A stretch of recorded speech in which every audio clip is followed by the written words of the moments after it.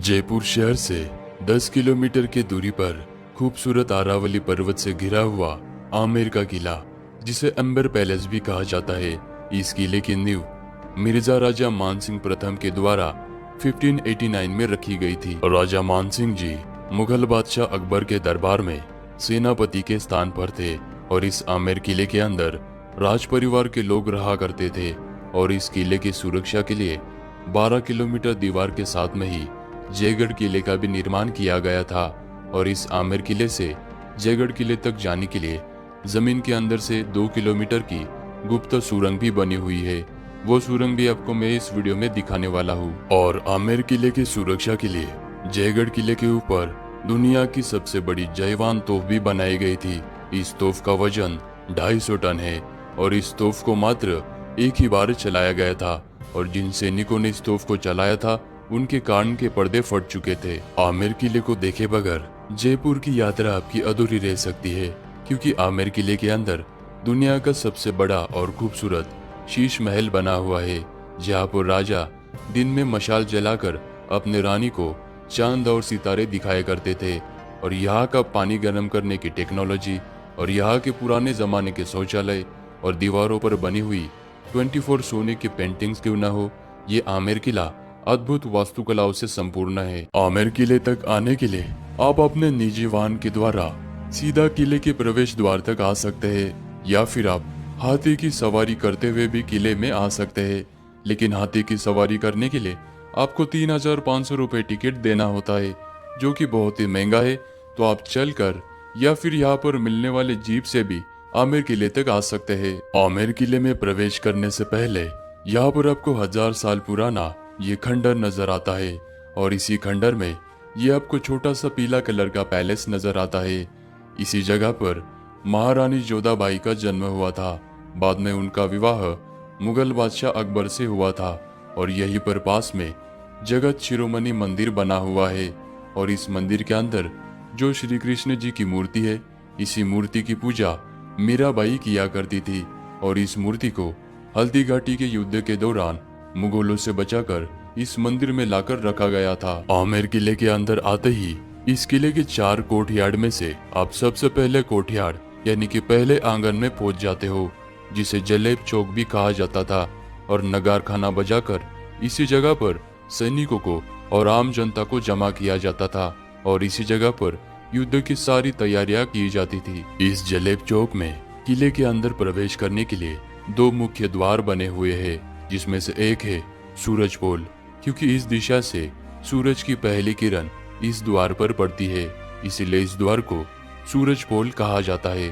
और पुराने जमाने में राजा महाराजा इसी द्वार के द्वारा हाथी की सवारी करते हुए अंदर आते थे।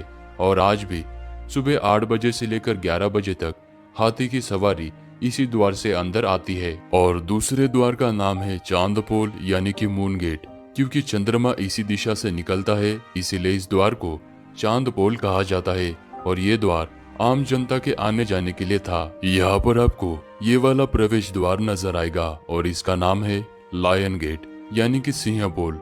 और इस द्वार पर 400 साल पुरानी फ्रेस्को पेंटिंग्स नजर आती है, जो कि आज भी वैसी की वैसी है।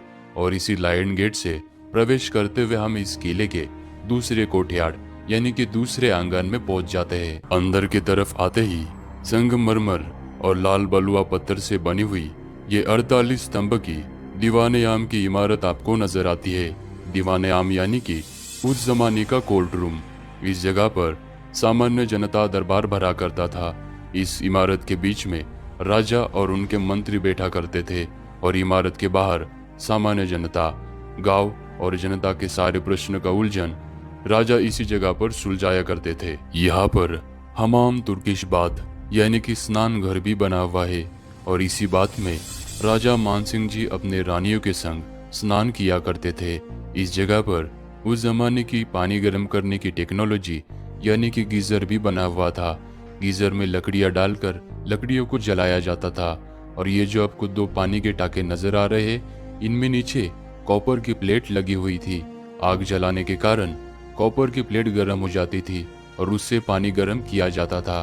फिर बाद में इन छोटे से कॉपर के पाइप से पानी बाहर आता था और इस छोटे से नाली के द्वारा पानी को इस बाथ टब में ट्रांसफर किया जाता था और पानी के साथ में ही चंदन, गुलाब इत्र भी इस टब में डाला जाता था। और यहाँ पर चेंजिंग रूम और मालिश करने के लिए भी अलग से रूम बनी हुई है। स्नान घर के पास में ही पुराने जमाने के शौचालय किस तरह से होंगे, उनकी रचना, पुराने जमाने के शौचालय का स्ट्रक्चर हमें आज भी इस किले में देखने को मिलता है। दीवाने आम के सामने ये गणेश पोल द्वार बना हुआ है, जो कि राजाओं का निजी प्रवेश द्वार हुआ करता था। और इस द्वार पर हिंदू देवता भगवान गणेश जी की प्रतिमा और साथ ही में 400 साल पुरानी बहुत ही खूबसूरत नक्काशीदार पेंटिंग्स बनी हुई है, जिन्हें फ्रेस्को पेंटिंग्स कहा जाता है। और इसी गणेश द्वार के बिल्कुल पास में पुराने जमाने की भोजनशाला भी बनी हुई है। गणेश पोल द्वार के ऊपर आपको ये सुहाग मंदिर नजर आएगा। इस जगह पर विधवा और अविवाहित महिलाओं का आना बिल्कुल भी वर्जित था। जब राजा युद्ध भूमि में युद्ध लड़ने के लिए जाते थे, तब राजाओं के रानियां इसी जगह पर बैठकर राजा की युद्ध भूमि में जीतने की दीप प्रज्वलित करके मनोकामना किया करती थी। और जब राजा युद्ध भूमि में विजय हासिल करके वापस महल में आते थे, तो इसी सुहाग मंदिर में बने हुए इस छोटे से खिड़की से रानियां राजाओं पर फूल बरसाकर उनका पुनः स्वागत किया करती थी। दीवाने आम के पास बनी हुई ये 27 कचेरी यानी कि उस जमाने का रिकॉर्ड रूम।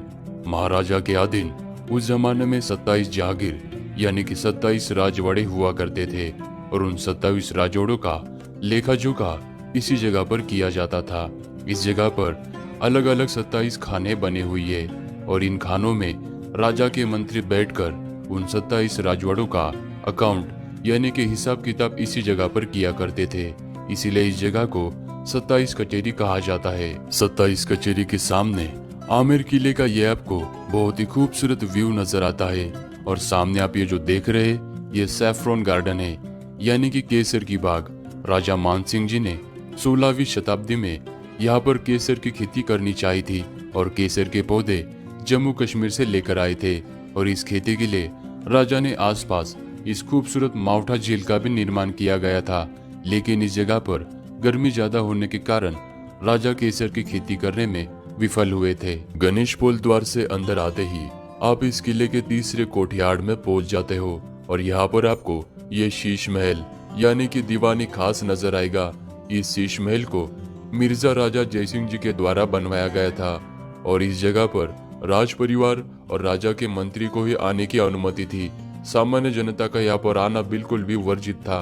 और इस जगह पर जितने भी आपको पिलर्स नजर आएंगे ये सारे इटालियन मार्बल से बने हुए हैं। और इस शीश महल के अंदर आपको जितने भी शीशे नजर आ रहे हैं ये राजा ने बेल्जियम कंट्री से मंगाकर यहाँ पर लगाए थे। और इस शीश महल के दोनों तरफ रानियों के 2 कमरे बने हुए हैं। राजा इन कमरों के अंदर रानियों को दिन में मशाल जलाकर इस शीशों के द्वारा चांद और तारे दिखाया करते थे। शीश महल के सामने ये सुख मंदिर निवास बना हुआ है। इस जगह का राज परिवार के लोगों के द्वारा गर्मियों के समय में प्रयोग किया जाता था। और इस सुख मंदिर को सफेद संगमरमर और नीले नक्काशीदार मुगल आर्किटेक्चर स्टाइल में बनवाया गया है। यहाँ पर आपको ये मार्बल से बना हुआ जालीदार झरना नजर आएगा और इस झरने के ऊपर पानी का टाका बना हुआ है। और जब इस झरने से पानी बहता है तो मधुर आवाज आती है और साथ ही में बहुत ही ठंडी हवाएं भी चलती है। तो गर्मी के समय में रानियां इस जगह पर झूला लगाकर इस ब्यूटीफुल गार्डन को देखते हुए झूला झूला करती थी। और इस जगह पर आपको एक पुराने जमाने की बग्गी भी नजर आएगी। रानियां गणगौर और तीज के त्योहार में 10 किलो तक के कपड़े और ज्वेलरी पहना करती थी, तो उनको चलने के लिए दिक्कत आती थी।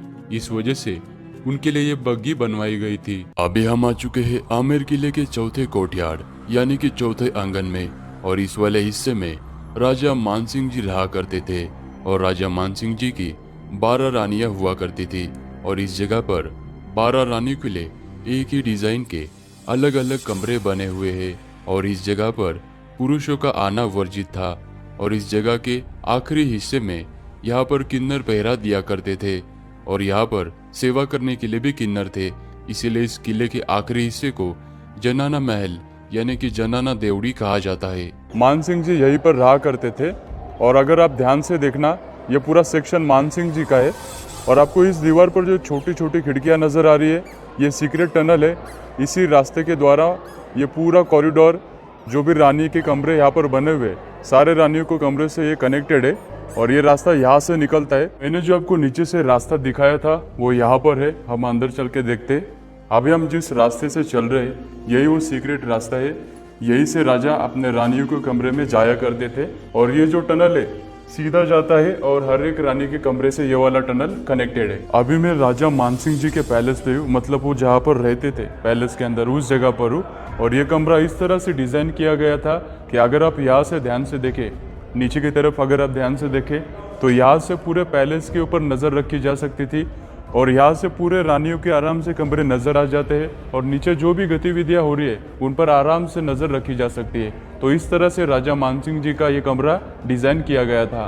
पैलेस को विजिट करने के बाद जब यहाँ से आप बाहर आओगे तो यहाँ पर आपको ये वाला टनल नज़र आएगा। ये वाला टनल यहाँ से सीधा जयगढ़ फोर्ट तक जाता है और इसकी जो लंबाई है वो तकरीबन 2 किलोमीटर है।